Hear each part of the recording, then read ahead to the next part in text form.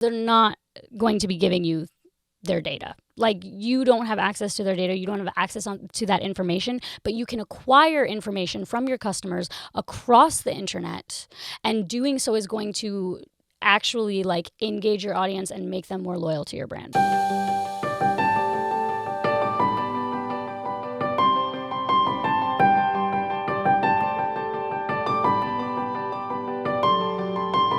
Hi, welcome back to episode 2 of The Marketing Solution. My name is Shelby Paige. I am the founder and CEO of Silver Swan Marketing. If you don't know anything about me, I've done both B2B and B2C marketing over the course of 4 to 5 years. So I kind of know what I'm talking about. And today is the second episode of us talking about branding.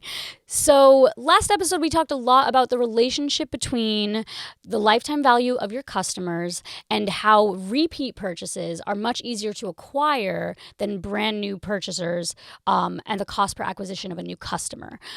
That's kind of why I went over lifetime value and brand loyalty so hard, why you want to saturate your market, and why creating a foundation for a strong brand that's actually going to serve your audience is going to make your entire marketing strategy a lot cheaper. The biggest problem with people who don't focus on branding is that their cost per acquisition is so high because there's absolutely no reason for people to want to engage with your brand. So today we're going to talk about how many touch points you actually need to convert a customer. Back in the day, it used to be around 8 to 12. I think now it's closer to that 16 touch point mark, which means that people want to see your brand. People want to interact with your brand across multiple platforms. They want you to be on Facebook and Instagram and TikTok. You got to make reels. You got to do all of this different content. Your website's got to be good to go. Your checkout process has to be like absolutely seamless. And it might seem very overwhelming, but the reason that you have to interact with your customers, the reason that you have to create a real brand is for your brand strategy, right? You want to saturate your market, so you have to provide value to your customers. Not only value in the course of like, hey, this is on sale. You don't want to be that brand that's always on sale where people are constantly waiting for a new sale to get those rock gut prices, because that's going to be a race to the bottom. If you're going to focus on retaining customers and you're going to focus on increasing the lifetime value of your customers, you really need to focus on the 80-20 rule for content strategy. What that means is you're going to want to provide value 80% of the time, and then you're going to want to try to sell that audience 20% of the time.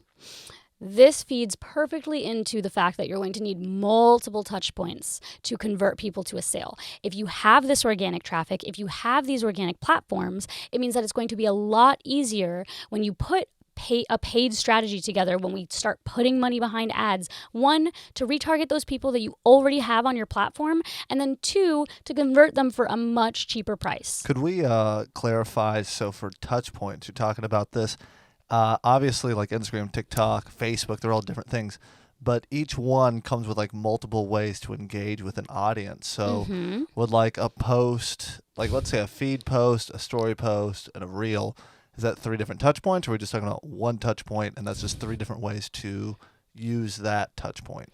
So when I say touch point, I mean any time that you can engage with your audience, any way that you can engage with your audience in a way that's actually fun and interactive. So a touch point could be, your user experience on your website, having some sort of quiz. A touch point can be someone reacting to your story post or responding to your poll. A touch point could be them receiving their confirmation email, and then 2 days later, you send a follow-up email with an extra discount code to share for a friend. There's a lot of different ways that you can engage with your audience to have touch points that are actually entertaining rather than selling 24/7. I'm going to go further into different types of touch points, different engaging touch points that you can have with your audience depending on the platform. That's why these episodes they are very short, but the ones on branding in particular are going to, it's going to be a full series, a full season on branding, specifically because there are different touch points that you can have for your brand based on the platforms that you're on.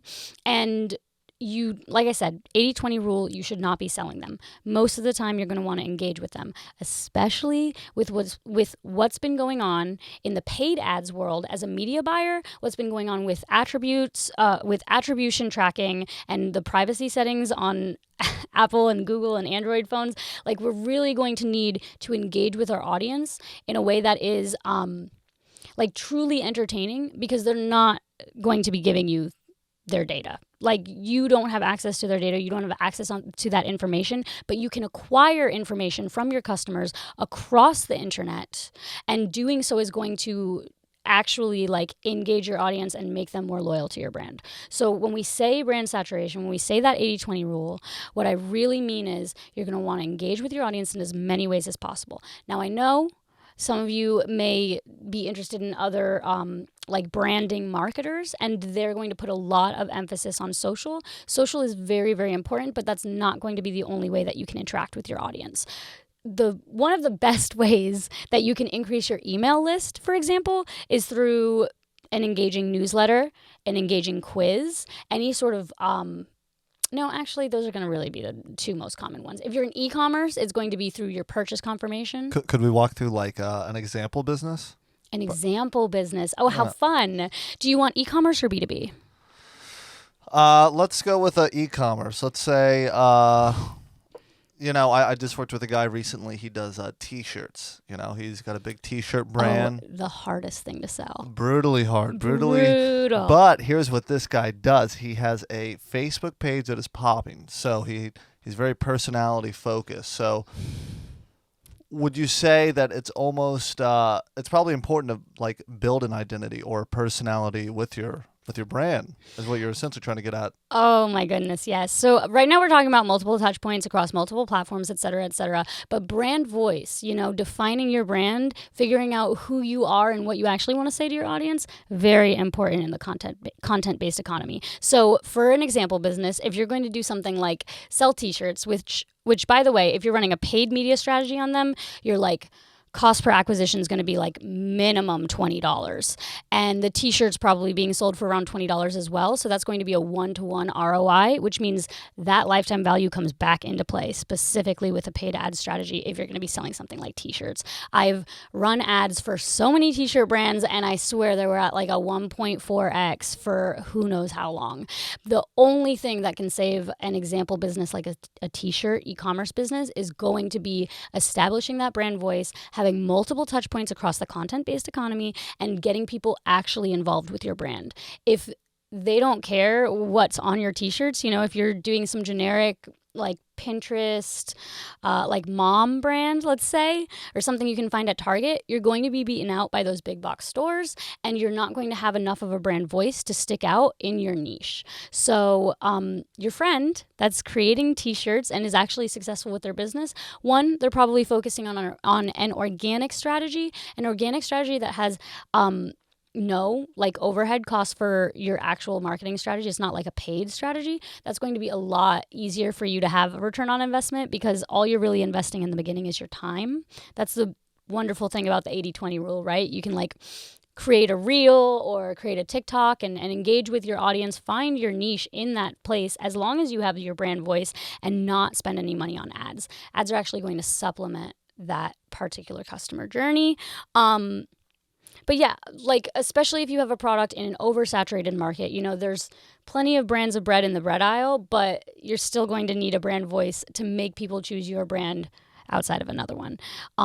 So we will be talking about brand voice in the future. The most important thing to remember right now is that there's going to be multiple touch points across multiple platforms. You're going to need between 8 and 16. I know that's huge, but let's just start with our bare minimum. 8, you're going to need at least 8 touch points to get anyone to even remember your brand name. So, if you only have your website, if you're only depending on your paid ad strategy, if you're putting money into the Facebook and Google machine and you're just hoping that that's going to increase the lifetime value of your customers, it's not. Oh, the wishing well. Oh, the wishing well. As some people like to put it. I love Facebook ads. I know a lot of people are saying you should absolutely abandon them. I totally disagree. I think Facebook ads are wonderful in tandem with the 80-20 rule for that content-based economy that we're going into right now. So like you really need to engage with your audience. And instead of throwing money down the wishing well and converting on a 1-to-1, like so many of my t-shirt clients in the past, like you're gonna need those repeat customers to create an ROI. And that's pretty much where we're at right now. Multiple touch points, multiple platforms, 80-20 rule, very important. Very important. Very important.